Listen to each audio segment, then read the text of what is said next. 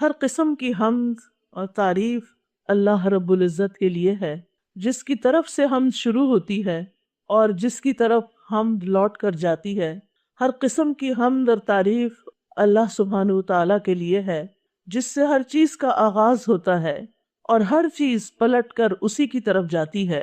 اللہ کے سوا کوئی معبود برحق نہیں، وہ ہر چیز کا خالق ہے اور وہ ہر چیز پر کارساز ہے۔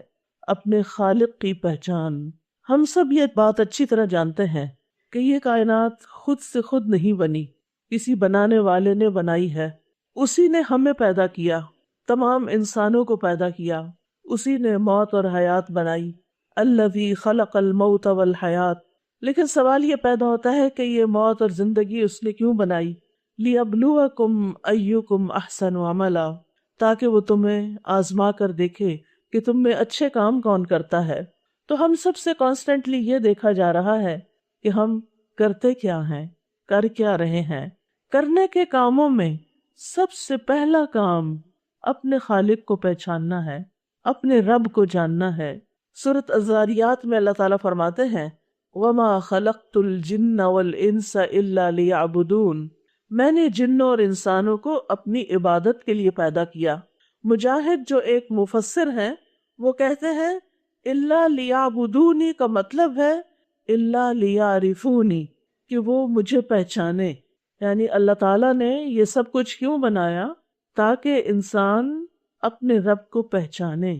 تو اس دنیا میں آنے کے بعد ہم میں سے ہر ایک کی یہ ذمہ داری بنتی ہے کہ وہ اپنے خالق مالک کو پہچانے اور پھر پہچان کر اسی کی عبادت کرے اور اس کا جینا مرنا ہر کام اسی کے لیے ہو۔ اگر کوئی شخص اس دنیا میں آتا ہے اور پھر صرف کھا پی کر، شادی کر کے، بچے پیدا کر کے اور کاروبار کر کے یا جاب کر کے پیسے کما کے کچھ پیسے استعمال کر کے اور کچھ بچوں کے لیے چھوڑ کے چلا جاتا ہے، اور وہ کبھی یہ نہیں سوچتا کہ وہ کیوں آیا اور وہ کہاں جائے گا اور آگے اس کے ساتھ کیا ہوگا، تو وہ خسارے میں ہے، چاہے دنیاوی اعتبار سے وہ کتنا ہی کامیاب کیوں نہ ہو۔ افسوس کے ساتھ ہی کہنا پڑتا ہے کہ اس وقت انسانوں کی اکثریت اسی طرح زندگی گزار رہی ہے کہ اس کی سوچ کا بنیادی نقطہ، اس کی سوچ کا مرکز، اس کا ہم و غم صرف یہ ہوتا ہے کہ میں کہاں سے مال کماؤں اور کتنا کماؤں اور عیش و عشرت کے سامان کتنے اپنے لیے فراہم کروں، کل کیا ہوگا، اس سے اکثریت غافل ہے۔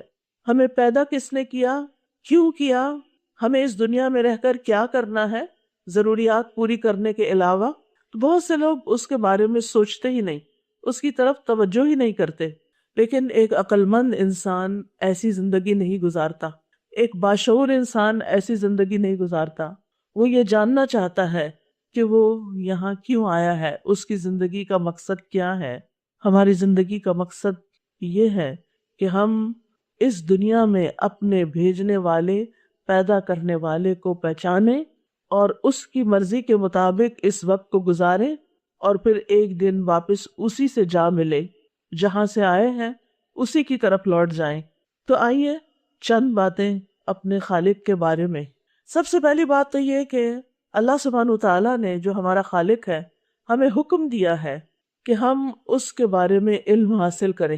سورۃ محمد میں آتا ہے فَاعْلَمْ أَنَّهُ لَا إِلَٰهَ إِلَّا اللَّهُ، پس جان لو کہ بے شک اللہ کے سوا کوئی معبود حقیقی نہیں، لیکن اکثریت اس سے لا علم ہے۔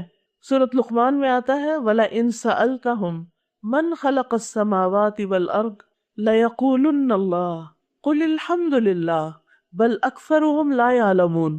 اور اگر آپ ان سے پوچھیں کہ آسمانوں اور زمین کو کس نے پیدا کیا، تو کہیں گے کہ اللہ نے، یعنی یہ جانتا ہے کہ کوئی اس کا خالق ہے۔ کہہ دو سب تعریف اللہ کے لیے ہے، لیکن اکثر ان میں سے علم نہیں رکھتے۔ یعنی جب پیدا اللہ نے کیا ہے، خالق وہ ہے، تو تعریف کے قابل بھی وہی ہے، عبادت کے لائق بھی وہی ہے، محبت کے لائق بھی وہی ہے، پھر ہم اسے چھوڑ کر کسی اور کی طرف کیوں متوجہ ہوتے ہیں؟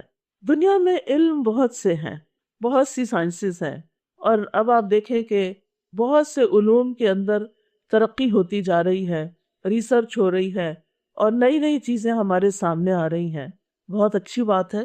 اللہ سبحانہ تعالیٰ نے آدم علیہ السلام کو علم کی بنا پر فوقیت دی تھی فرشتوں پر، اور ہمیں علم حاصل کرنا چاہیے، لیکن وہ کون سا علم ہے جس کا حاصل کرنا سب سے زیادہ ضروری ہے اور سب سے زیادہ اشرف اور اعلیٰ اور افضل ہے؟ وہ علم اللہ سبحانہ تعالیٰ کے بارے میں جاننا، اس کے ناموں، اس کی صفات کے بارے میں جاننا، یہ علم سب سے افضل علم ہے۔ کیونکہ جب ہم خالق کو پہچان جائیں گے، اس کو جان جائیں گے، اس کی مرضی کو جان جائیں گے اور اس کی مرضی کے مطابق یہ زندگی بسر کریں گے، تو پھر وہ بھی ہم سے ہماری رضا کے بارے میں پوچھے گا، وہ بھی ہمیں راضی کر دے گا۔ لہٰذا ہم میں سے ہر ایک کے لیے ضروری ہے کہ ہم اللہ سبحانہ تعالیٰ کو جانیں، پہچانیں، تاکہ ہم صحیح معنوں میں اس پر ایمان لائیں، اس سے محبت کریں اور اس کے قرب کی طلب کریں، اس کو راضی کریں، اس کی صحیح معنوں میں عبادت کریں۔ کیونکہ اگر ہم جانتے ہی نہیں اس کے بارے میں اور ہم اس کی عبادت کر رہے ہیں تو یہ عبادت کیسی ہوگی؟ وہ تو صرف ایک مشینی سی عبادت ہوگی۔ لیکن جو اپنے رب کو جانتا ہے کہ وہ کون ہے، وہ تو اس کے سامنے کھڑے ہونے سے بھی ڈرتا ہے، وہ تو لرزتا ہے، وہ تو اس کا کلام پڑھتا ہے تو کانپ اٹھتا ہے، اس کی کیفیات بدل جاتی ہیں۔ لیکن ہماری کیوں نہیں بدلتی؟ کیونکہ ہم جانتے نہیں اس کو۔ تو کوئی بھی شخص اللہ تعالیٰ کی معرفت کے بغیر اللہ تعالیٰ سے محبت نہیں کر سکتا۔ لیکن جب بندے کا دل اللہ کی معرفت سے بھر جاتا ہے اور وہ اللہ کے بارے میں علم حاصل کر لیتا ہے، تو اس کے نتیجے میں جو محبت اس سے ہوتی ہے وہ حقیقی معنوں میں محبت ہے۔ پھر تبھی ایسا انسان وہ حق ادا کرتا ہے، والذین آمنوا اشد حبا للہ، پھر وہ باقی سب چیزوں کو چھوڑ کر سب سے زیادہ اللہ سے ہی محبت کرتا ہے۔ اور جو اللہ تعالیٰ سے محبت کرتا ہے وہ پھر اللہ تعالیٰ کی اطاعت کرتا ہے، اللہ تعالیٰ کی فرما برداری کرتا ہے، اور جو اللہ تعالیٰ کی اطاعت کرتا ہے وہ دراصل اللہ تعالیٰ کا اکرام کرتا ہے، اللہ تعالیٰ کی عزت کرتا ہے، اور اللہ جس کا اکرام کرے اسے اپنے پڑوس میں جگہ دیتا ہے۔ یعنی جو اللہ تعالیٰ کا اکرام کرتا ہے پھر اللہ تعالیٰ بھی اس کا اکرام کرتا ہے اور اس کو اپنے پڑوس میں جگہ دیتا ہے۔ اور جسے اللہ تعالیٰ اپنے پاس جگہ دے دے تو ایسے شخص کے لیے خوشخبری ہی خوشخبری ہے۔ جیسے کہ حضرت آسیہ رضی اللہ تعالیٰ عنہا نے دعا کی تھی، رب ابن لی عندک بیتا فی الجنہ، اے میرے رب میرے لیے اپنے پاس جنت میں گھر بنا دے۔ یعنی انہوں نے صرف جنت نہیں مانگی تھی بلکہ عندک بیتا فی الجنہ، تیرے پاس، یعنی تیرا قرب چاہیے۔ کیونکہ جو حقیقی معنوں میں اللہ سبحانہ تعالیٰ سے محبت کرتا ہے پھر وہ چاہتا ہے کہ وہ اللہ تعالیٰ کے قریب ہو جائے، پھر وہ ایسے کام ڈھونڈتا ہے جس سے اس کو اللہ تعالیٰ کا قرب حاصل ہو، اسے ان کاموں سے دلچسپی ہوتی ہے جس سے اللہ تعالیٰ کی قربت نصیب ہو، کیونکہ اس کو اسی میں لذت نصیب ہوتی ہے، اس کی خوشی بھی اسی میں ہوتی ہے، اس کی راحت اور آنکھوں کی ٹھنڈک بھی اسی میں ہے، کیونکہ وہ جانتا ہے کہ وہ کس ہستی کا بندہ ہے، کس کا غلام ہے، کس کا مطیع ہے۔ اگر ہم اپنے اس ذمہ داری سے غفلت بھی برتیں تو یہ پھر چند دن کی بات ہے، کیونکہ مرنے کے بعد انسان جب قبر میں جاتا ہے تو اس سے سب سے پہلا سوال بھی یہی کیا جائے گا، من ربو کا، تیرا رب کون ہے؟ یعنی اس زندگی میں ہمارا فرض بنتا ہے کہ ہم اس کو پہچانیں، لیکن اگر ہم نہیں پہچانتے تو بھی سوال تو اپنی جگہ ہے، وہ تو ہوگا ہی۔ براء ابن عازب کہتے ہیں رسول اللہ صلی اللہ علیہ وسلم نے فرمایا، میت کو دفنانے کے بعد جب لوگ واپس جاتے ہیں تو میت ان کے قدموں کی آہٹ سنتی ہے، اس کے پاس دو فرشتے آتے ہیں، وہ اسے بٹھاتے ہیں اور اسے کہتے ہیں من ربو کا، تیرا رب کون ہے؟ تو وہ کہتا ہے ربی اللہ، میرا رب اللہ ہے۔ پھر وہ پوچھتے ہیں ما دینو کا، تمہارا دین کیا ہے؟ وہ کہتا ہے دینی الاسلام، میرا دین اسلام ہے۔ پھر وہ پوچھتا ہے ما ھذا الرجل الذی بعث فیکم، یہ آدمی کون ہے جو تم میں مبعوث کیا گیا؟ وہ کہتا ہے ہوا رسول اللہ صلی اللہ علیہ وسلم۔ پھر وہ کہتے ہیں وما یدریک، تجھے یہ علم کیسے ہوا؟ تجھے کیسے یہ سب کچھ پتا چلا؟ وہ کہتا ہے قرأت کتاب اللہ، میں نے اللہ کی کتاب پڑھی، میں نے اللہ کی کتاب پڑھی، فآمنت بہ وصدقت، اور میں اس پر ایمان لایا اور میں نے اس کی تصدیق کی۔ تو جو شخص اللہ کی کتاب پڑھتا ہے اس پر ایمان لاتا ہے تو وہ جانتا ہے کہ اس کتاب پر ایمان لانے کا تقاضا یہ ہے کہ ہم اپنے رب کو جانیں، اپنے دین کو جانیں، اپنی آخرت کو جانیں، اپنے انجام کو جانیں، اپنے نبی کو جانیں، ان کی سیرت کو جانیں، ان کے مطابق اس زندگی کو بسر کریں، کیونکہ دنیا کے کامیاب ترین انسان تھے۔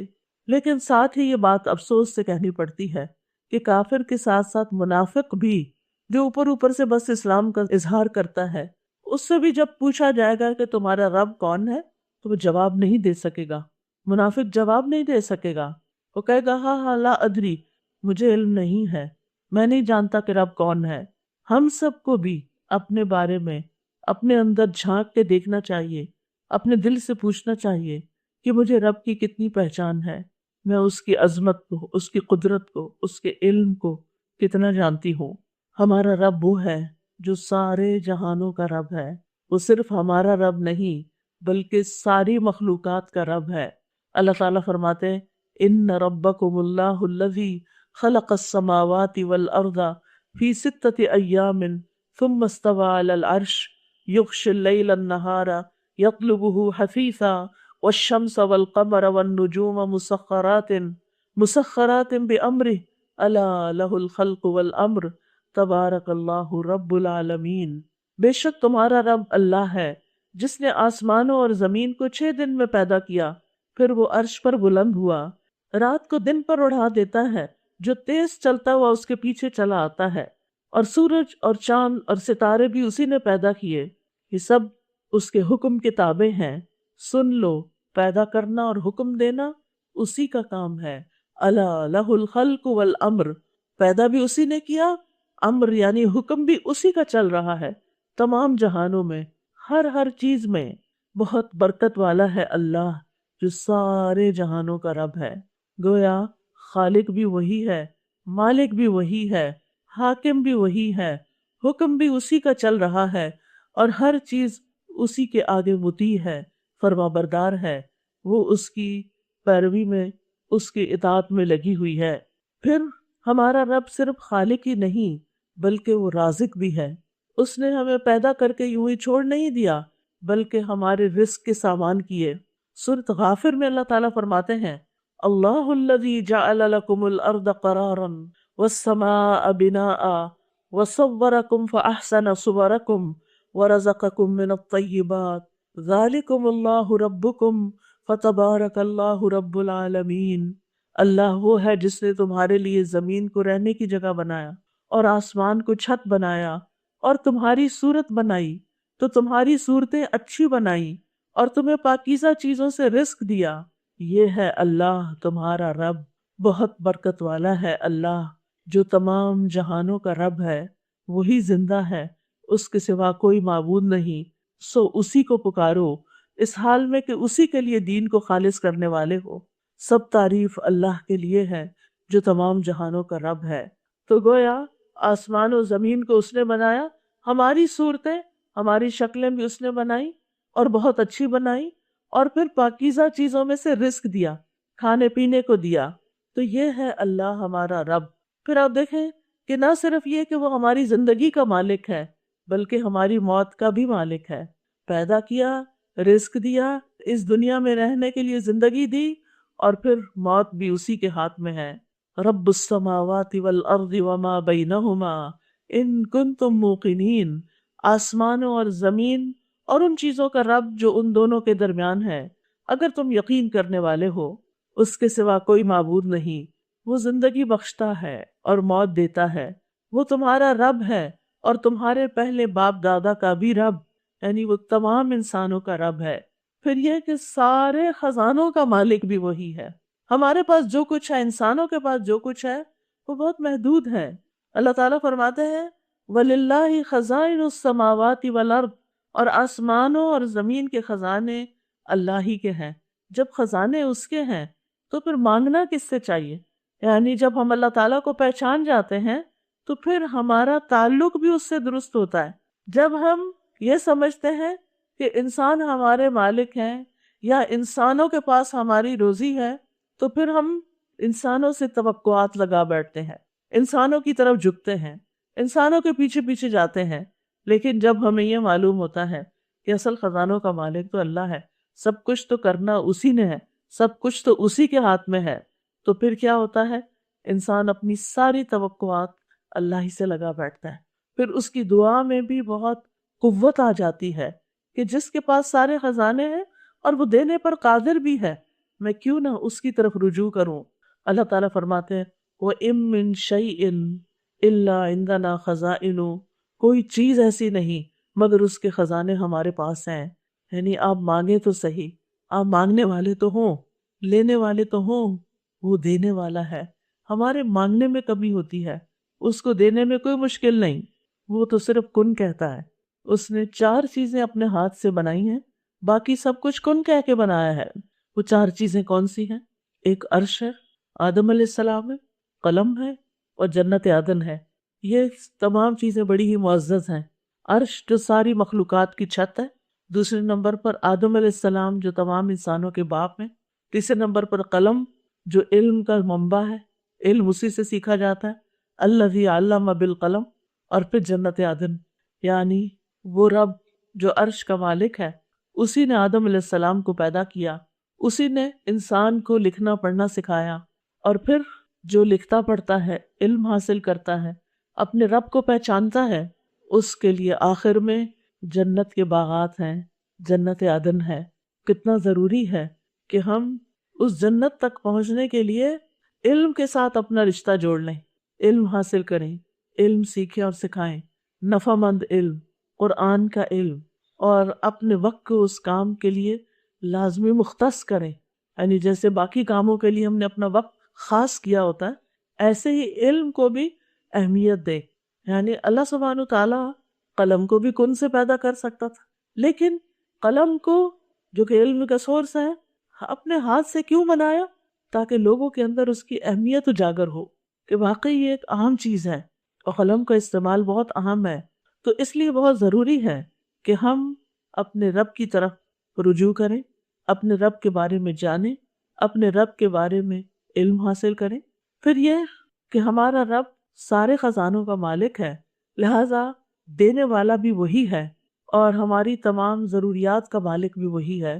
ابراہیم علیہ السلام نے رب کی تعریف جو کی تھی سورۃ الشعراء میں، انہوں نے کہا کہ جن بتوں کو تم پوج رہے ہو، تم اور تمہارے باپ دادا، میرے تو وہ دشمن ہیں، الا رب العالمین، سوائے رب العالمین کے، الذی خلقنی فہو یہدین، وہ جس نے مجھے پیدا کیا پھر وہی مجھے ہدایت دیتا ہے، والذی هو یطعمنی ویسقین، وہ جو مجھے کھلاتا ہے اور پلاتا ہے، وَإِذَا مَرِضْتُ فَهُوَ يَشْفِينِ، اور جب میں بیمار ہوتا ہوں تو وہی مجھے شفا دیتا ہے، وَالَّذِي يُمِيتُنِي ثُمَّ يُحْيِينِ، وہی مجھے موت دیتا ہے اور پھر وہی مجھے دوبارہ اٹھائے گا، وَالَّذِي أَطْمَعُ أَن يَغْفِرَ لِي خَطِيئَتِي يَوْمَ الدِّينِ، وہ جس سے میں امید رکھتا ہوں کہ وہ جزا کے دن میری خطائیں معاف کر دے گا، بخش دے گا۔ یہ ہے ابراہیم علیہ السلام کا تعلق اپنے رب کے ساتھ۔ انہوں نے پہچان لیا تھا کہ رب کون ہے۔ آج ہم سے کوئی پوچھے، ہمارے بچوں سے کوئی پوچھے کہ تمہارا رب کون ہے، تو کیا وہ اتنے جامع الفاظ میں یہ تعریف رب کی بتا سکتے ہیں؟ کیا ہم سب جانتے ہیں؟ کیا سب ہم اس کو مانتے ہیں؟ کیا ہم اس کو سامنے رکھ کر اپنی زندگی بسر کرتے ہیں؟ انہوں نے کہا تھا الذی خلقنی فہو یہدینی، کہ اس نے مجھے پیدا کیا وہی مجھے ہدایت دیتا ہے۔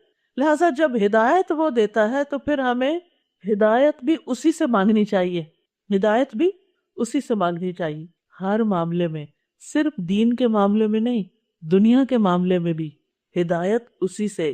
والذی هو یطعمنی ویسقینی، وہ مجھے کھلاتا اور پلاتا ہے، لہٰذا کھانا اور رزق کس سے مانگنا چاہیے؟ اسی سے مانگنا چاہیے، کیونکہ اصل سورس وہی ہے۔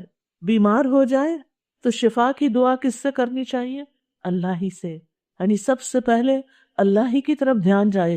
روزمرہ میں ہم اپنے آپ کا جائزہ لے کر دیکھیں، کیا ہم ایسے کرتے ہیں کہ جب ہمیں بھوک لگتی ہے تو ہم دل ہی دل میں اللہ سے باتیں کریں کہ یا اللہ تو مجھے کھلا اور پلا، بیمار ہو جائیں تو ہم دعا کریں یا اللہ تو مجھے شفا دے دے، کیونکہ بیدک الشفا، شفا تیرے ہاتھ میں ہے، اور اسی کے بارے میں سوچیں کہ اسی نے مجھے یہ زندگی دی ہے اور وہی موت دینے والا ہے، اور اسی سے مجھے امید ہے کہ وہ مجھے معاف کر دے گا، یعنی اللہ سبحانہ تعالیٰ سے ایک قریبی، مضبوط اور ون آن ون بیس پر تعلق ہونا چاہیے، اور پھر اسی سے دعائیں کرنی چاہیے، جیسے ابراہیم علیہ السلام نے کی، رب ہب لی حکما والحقنی بالصالحین، اے میرے رب مجھے حکم عطا کر اور مجھے نیک لوگوں کے ساتھ ملا، وجعل لی لسان صدق فی الاخرین، اور پیچھے آنے والوں کے لیے میرے لیے سچی ناموری رکھ دے، وجعلنی من ورثۃ جنت النعیم، اور مجھے نعمتوں بھری جنت کے وارثوں میں سے بنا دے۔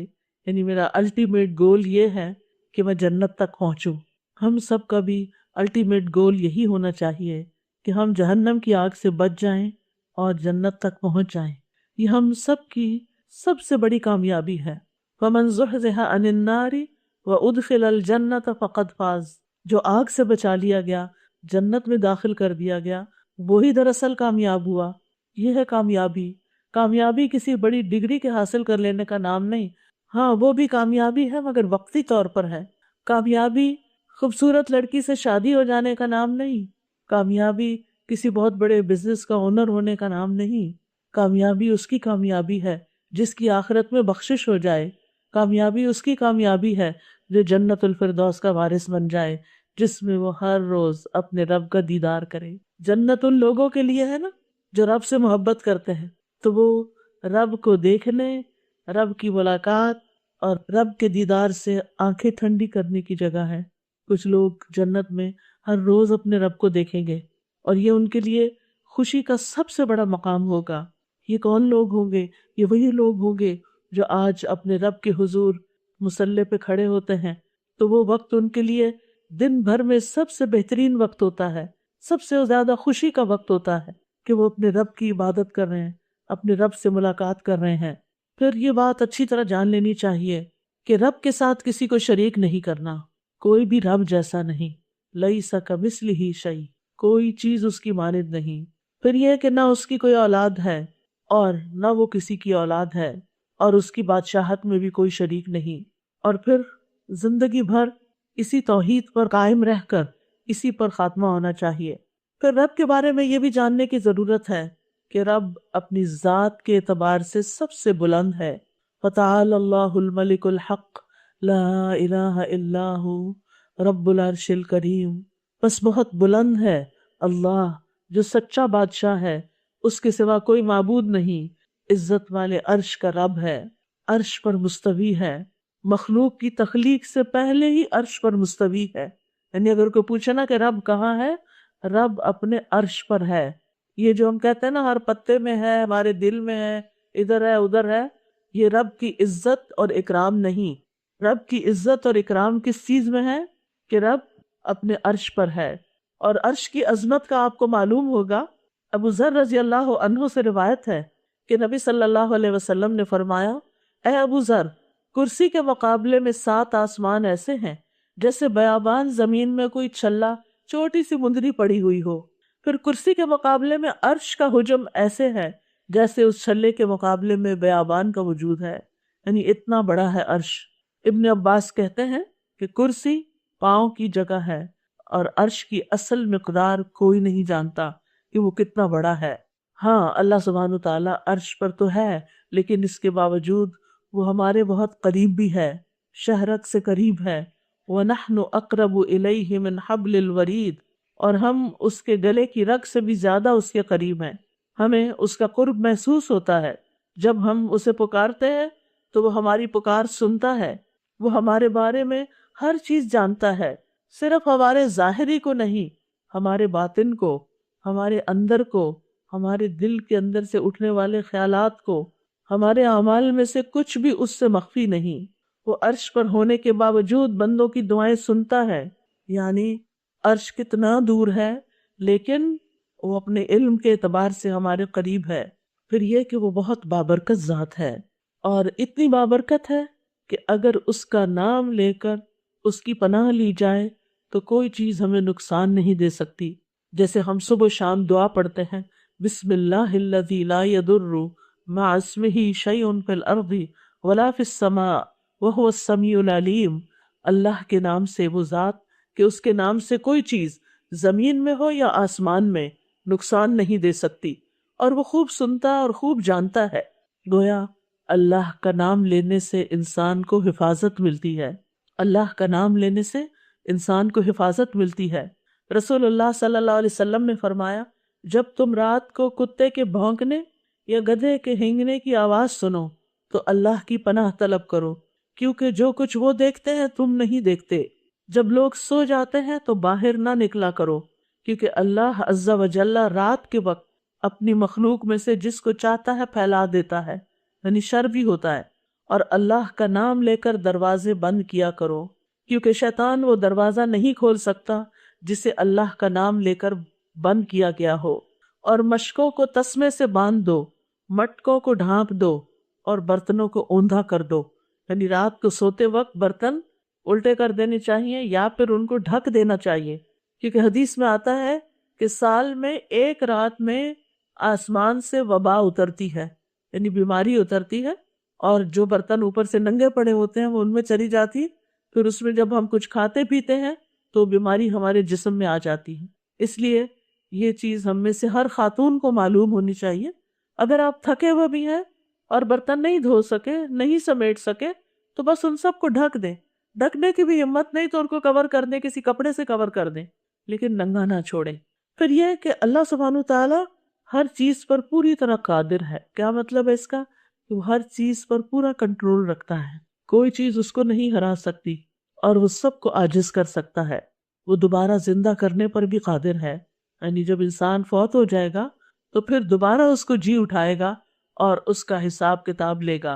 اور پھر وہ بندوں سے کہیں زیادہ قدرت رکھنے والا ہے، وہ چیزوں کو زندہ کرنے اور فنا کرنے پر قادر ہے، معاف کرنے پر قادر ہے، سزا دینے پر بھی قادر ہے، رزق کے گھٹانے اور بڑھانے پر بھی قادر ہے، تکلیف دور کرنے پر بھی قادر ہے۔ وَإِن يَمْسَسْكَ اللَّهُ بِضُرٍّ فَلَا كَاشِفَ لَهُ إِلَّا هُوَ وَإِن يَمْسَسْكَ بِخَيْرٍ فَهُوَ عَلَى كُلِّ شَيْءٍ قَدِيرٌ۔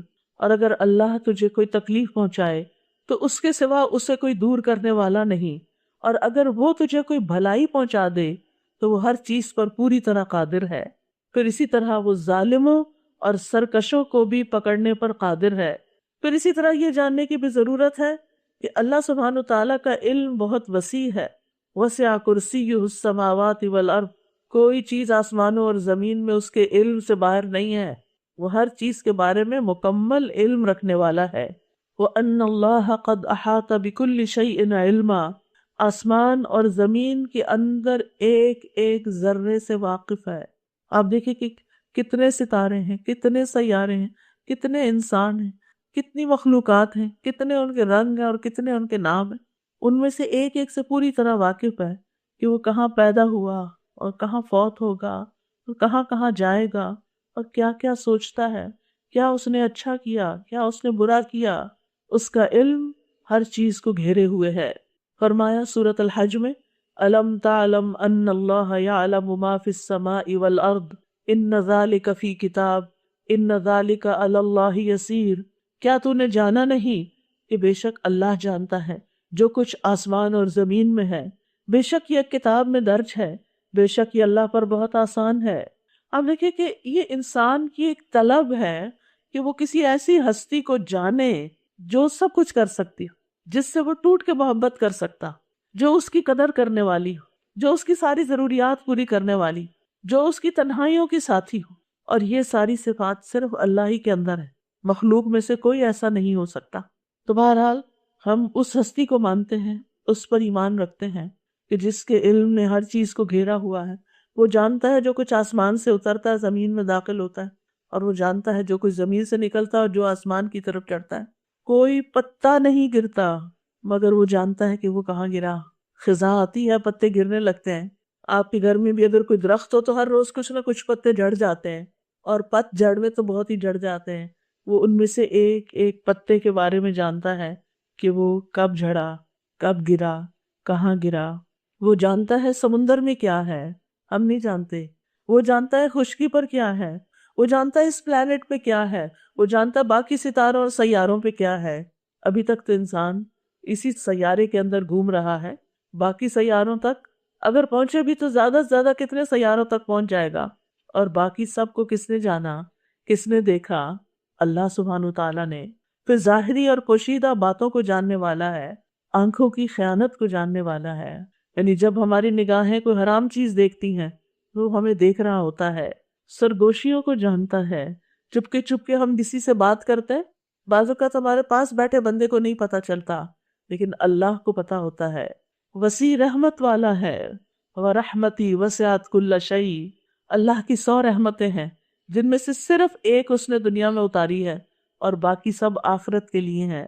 وہ ارحم الراحمین ہے، ماؤں سے بھی کئی گنا زیادہ رحم کرنے والا ہے، اور جو نیک کام کرنے والے ہوں، محسنین ہوں، ان کے لیے اللہ کی رحمت بہت وسیع ہے، اتنا رحیم ہے۔ حدیث میں آتا ہے رسول اللہ صلی اللہ علیہ وسلم نے فرمایا تمہارا رب تبارک و تعالی بڑا رحیم ہے۔ اگر کوئی شخص کسی ایک نیکی کا ارادہ کرتا ہے، یعنی کوئی ایک نیکی کا کام کرنا چاہتا ہے اور پھر کر نہیں پاتا، کوئی رکاوٹ آ جاتی ہے، کوئی مجبوری آ جاتی ہے، تو اس کے لیے ایک نیکی کا ثواب لکھ دیا جاتا ہے۔ اگر وہ اسے کر گزرتا ہے تو 10 نیکیوں کا ثواب لکھ دیا جاتا ہے، 700 تک، بلکہ اس سے بھی زیادہ۔ اور اگر کوئی شخص گناہ کا ارادہ کرتا ہے اور پھر اس کو نہیں کرتا تو بھی اس کے لیے ایک نیکی لکھ دی جاتی، اور اگر وہ کر لیتا ہے تو گناہ کا صرف ایک بدلہ لکھا جاتا ہے، 10 گنا نہیں۔ پھر یہ کہ اس کی رحمت اس کے غضب پر غالب ہے، اس نے اپنے اوپر رحمت لکھ رکھی ہے۔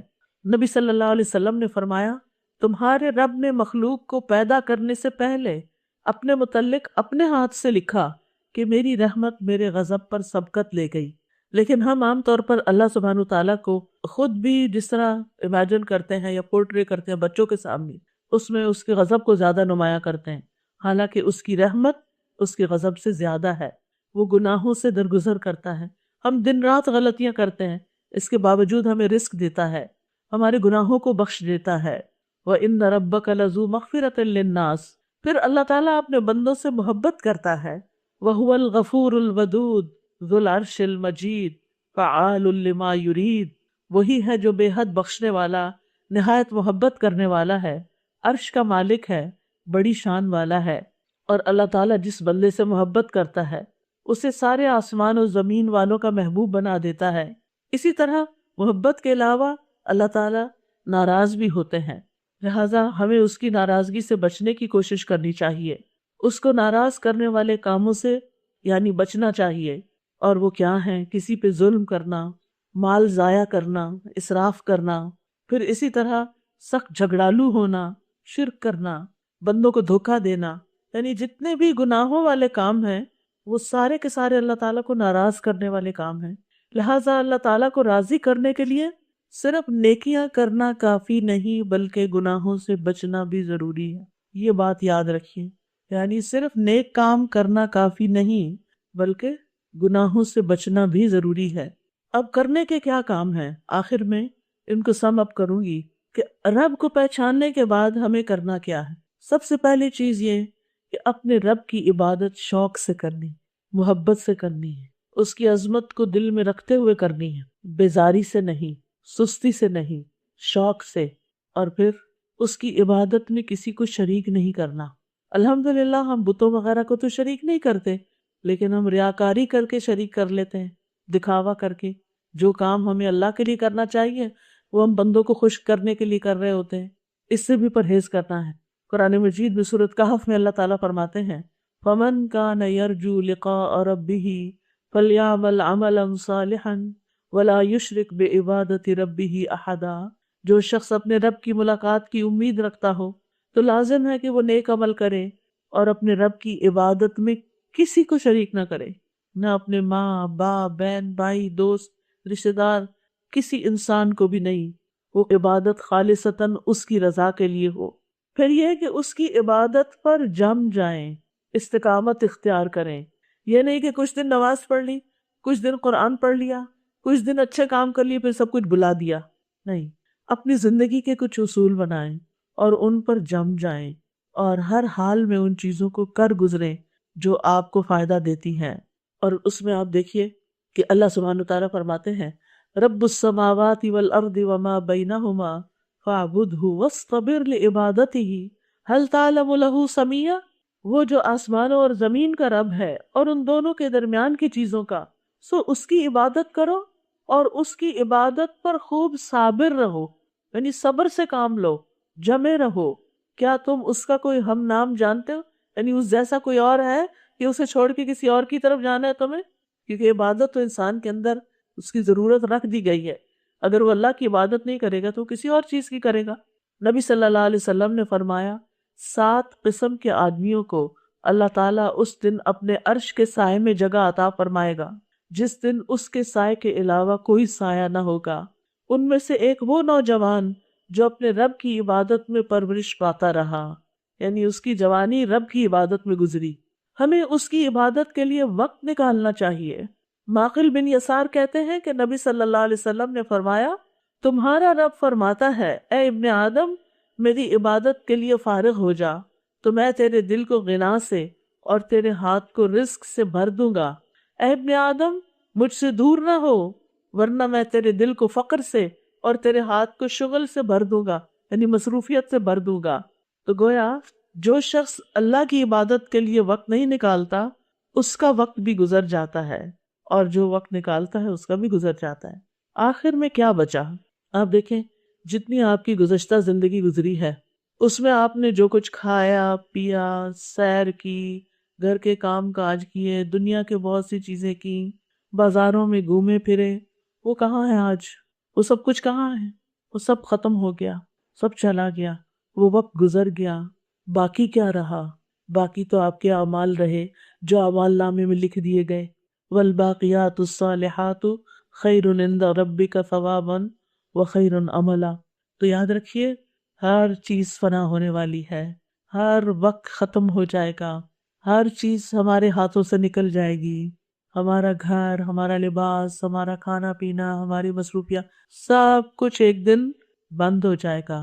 ہمارے ساتھ بس وہی جائے گا جو ہم نے اچھے کام کیے ہوں گے۔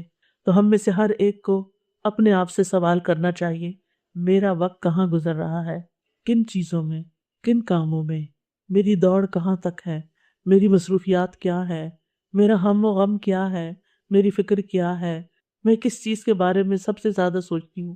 کیا واقعی اللہ کی ملاقات کے بارے میں اور اس کی تیاری کے بارے میں اور اپنے ساتھ کچھ لے جانے کے لیے کچھ نیکیاں کرنے کے بارے میں؟ انسان کی زندگی کا ہر کام نیکی بن سکتا ہے اگر نیت صحیح ہو اور طریقہ صحیح ہو، طریقہ سنت کے مطابق ہو اور کام اچھی نیت کے ساتھ یعنی اللہ کی رضا کے لیے کیا گیا ہو۔ لیکن افسوس یہ کہ بہت دفعہ ہم خیر کے کام بھی کر رہے ہوتے ہیں، یا تو نیت کوئی ہوتی نہیں، یا پھر ہوتی ہے تو لوگوں کو دکھاوا ہوتا ہے، دیٹس اٹ، تو وہ پھر اعمال نامے میں نہیں ہوگی۔ اعمال نامے میں تو صالحات جائیں گی، نیکیاں جائیں گی۔ ان نیکیوں میں سے ایک چیز اور کیا کرنے کے کاموں میں آپ ایڈ کر سکتے ہیں؟ کثرت سے اللہ کا ذکر کریں، اٹھتے بیٹھتے چلتے پھرتے، آپ کھانا پکا رہے ہیں، آپ لانڈری کر رہے ہیں، آپ کپڑے سمیٹ رہے ہیں، آپ کچھ بھی کر رہے ہیں، چھوٹے چھوٹے چنکس، چھوٹے چھوٹے وقفے، سبحان اللہ، الحمدللہ، اللہ اکبر، لا الہ الا اللہ، استغفر اللہ، اللہم صلی وسلم علی نبینا محمد، اللہم اغفر لی، لا حول ولا قوة الا باللہ، یا حی یا قیوم برحمتک استغیث، یا ذا الجلال والاکرام۔ یعنی کچھ نہ کچھ، کچھ نہ کچھ۔ اور اگر آپ کو قرآن کا کچھ حصہ حفظ ہے تو اس کی دہرائی شروع کر دیا کریں، اس کو پڑھتے جائیں، دنیا کے کام بھی ہوتے جائیں گے اور آخرت کے لیے اللہ کی یاد، اللہ کا ذکر، اللہ کی کتاب کا پڑھنا، تسبیحات کرنا، یہ محفوظ بھی ہوتا چلا جائے گا۔ پھر یہ کرنے کے کاموں میں اپنی محبتوں کا جائزہ لیں، سب سے بڑھ کر اللہ سے محبت کریں۔ رسول اللہ صلی اللہ علیہ وسلم نے فرمایا تم میں سے کوئی اس وقت تک مومن نہیں ہو سکتا جب تک اسے اللہ اور اس کے رسول دوسروں سے سب سے زیادہ محبوب نہ ہو جائیں، یعنی اللہ اور اس کے رسول ہر چیز کی محبت پر زیادہ محبت آ جائے ان کی، یعنی ان کی محبت، اللہ اور رسول کی محبت ہر چیز پر غالب آ جائے۔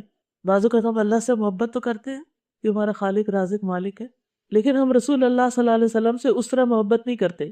عقیدت بہت ہے لوگوں کو، اور اس عقیدت میں وہ کچھ دن منا لیتے ہیں اور کچھ کھانے پکا کے کھلا دیتے ہیں، لیکن آپ کا اتباع، آپ کی اطاعت، آپ کے ساتھ صحیح معنوں میں تعلق وہ نہیں ہوتا۔ آپ جو دین لائے اس سے دور ہوتے ہیں۔ پھر آپ دیکھیے اللہ ہی سے ڈرنے والے ہوں ہم، یعنی جہاں اللہ کی محبت ہو وہاں اللہ کا ڈر بھی ہو، پھر رب کے فرما بردار بنے۔ ہر چیز میں یہ دیکھیں کہ اس میں میرے رب کا حکم کیا ہے، اپنے آپ کو اللہ کے حوالے کریں، رب کی دعوت قبول کریں، اس کی طرف بڑھیں، رب کے نازل کردہ احکامات کے پیچھے چلیں، ہر کام رب العالمین کی خاطر کریں، اور پھر قرآن پڑھ کر رب والے بن جائیں۔ وَلَٰكِن كُونُوا رَبَّانِيِّينَ تُعَلِّمُونَ الْكِتَابَ وَبِمَا كُنتُمْ تَدْرُسُونَ، اور لیکن رب والے بنو اس لیے کہ تم کتاب یعنی قرآن سکھایا کرتے تھے، اور اس لیے کہ تم پڑھا کرتے تھے۔ پھر ہر کام میں رب کی رضا کے متلاشی بن جائیں، اس کو ناراض نہ کریں، اس کی نافرمانی نہ کریں، رب کی رضا کے الفاظ بولیں، منہ سے بات نکالیں تو رب کی رضا کی، رب کی نافرمانی کی نہیں۔ اور پھر اللہ نے جو نبی صلی اللہ علیہ وسلم کے ذریعے ہمارے پاس شریعت بھیجی ہے، اس شریعت پر راضی رہیں، اس کو اپنے لیے بوجھ نہ سمجھے، اس نے جو حرام کیا ہے اس کو حرام سمجھیں، اس نے جو حلال کیا اس کو حلال سمجھیں، اس کے احسانات کو مانیں، اس کے احسانات کو جھٹلائے نہیں، پھر اسی کو پکاریں، ہر مشکل میں اسی کی طرف جائیں، کثرت سے دعائیں کیا کریں، چھوٹی چھوٹی چیزیں بھی اللہ سے مانگا کریں، کیونکہ ہمارا رب ہر چیز پر قادر ہے۔ ان اللہ علی کل شیء قدیر، بے شک اللہ سبحانہ تعالیٰ ہر چیز پہ قادر ہے۔ اللہ تعالیٰ فرماتے ہیں ادعوا ربکم تضرعا وخفیہ انہ لا يحب المعتدین، اپنے رب کو گڑ گڑا کر اور خفیہ طور پر پکارو، بے شک وہ حد سے بڑھنے والوں سے محبت نہیں کرتا۔ اور پھر اس سے بخشش مانگنا، اس پہ توکل کرنا۔ ہماری بہت ساری پریشانی اور ڈپریشن کس وجہ سے ہوتا ہے کہ ہم سب سمجھتے ہیں کہ سب کچھ جو بہت کچھ کرنے والا ہے میں نے ہی کرنا ہے، ہر چیز ہم خود نہیں کر سکتے، تو اللہ نے کرنا ہے، اللہ کا اذن ہوگا، راستے آسان ہو جائیں گے آپ کے کاموں کے لیے۔ لہٰذا سب سے زیادہ ضروری بات، یہ کاموں سے بھی زیادہ ضروری بات کہ ہماری نفسیاتی صحت، ہماری اسپرچول ہیلتھ بہت اسٹرانگ ہونی چاہیے تاکہ ہم باقی سارے کام کر سکیں۔ جب انسان بیمار ہوتا ہے نا تو کمزوری غالب آ جاتی ہے، یعنی بعض لوگ اچھے بھلے ہوتے ہیں، ایک بیماری ان کو اسٹرائک کرتی ہے اور ان کا چلنا پھرنا بولنا ہر چیز رہ جاتی ہے۔ تو اسی طرح روحانی بیماریاں، اخلاقی بیماریاں انسان کو بیکار کر کے رکھ دیتی ہیں۔ تو بہت ضروری ہے کہ ہم اپنے کاموں میں اللہ سبحانہ تعالیٰ کی مدد حاصل کریں، اس پہ توکل کریں۔ وَمَن يَتَوَكَّلْ عَلَى اللَّهِ فَهُوَ حَسْبُهُ، توکل کیا ہے؟ اللہ ہے نا، اللہ کرے گا نا، اللہ رستہ نکالے گا، اللہ یہ کام تیرے حوالے، یہ تو نے کرنا ہے۔ اور اللہ تعالیٰ ان اللہ بالغ امرہ قد جعل اللہ لکل شیء قدرا، اور اللہ تو اپنا کام پورا کر کے رہتا ہے، لیکن اللہ نے ہر چیز کا ایک اندازہ مقرر کر رکھا ہے، ہر چیز کا ایک وقت ہے۔ پھر یہ کہ رب سے مایوس نہیں ہونا، رب کے خزانے بہت وسیع ہیں، مایوسی نہیں، رب سے ہی ساری امیدیں وابستہ کر لینی ہے، رب سے ملاقات کو بھولنا نہیں، اور ساری دعائیں رب ہی سے کرنی ہے۔ تو آئیے ہم دعا کر لیتے ہیں، اپنے رب کو پہچان کر، جان کر، اس کی طرف توجہ کر کے۔ سبحان اللہ والحمد للہ ولا الہ الا اللہ واللہ اکبر ولا حول ولا قوة الا باللہ، لا حول ولا قوة الا باللہ العلی العظیم۔ ربنا آتنا فی الدنیا حسنة وفی الآخرة حسنة وقنا عذاب النار۔ ربنا اننا آمنا فاغفر لنا ذنوبنا وقنا عذاب النار۔ اے ہمارے رب، بے شک ہم ایمان لائے ہیں، لہذا ہمارے گناہ بخش دے اور ہمیں آگ کے عذاب سے بچا لے۔ ربنا ظلمنا انفسنا وان لم تغفر لنا وترحمنا لنکونن من الخاسرین۔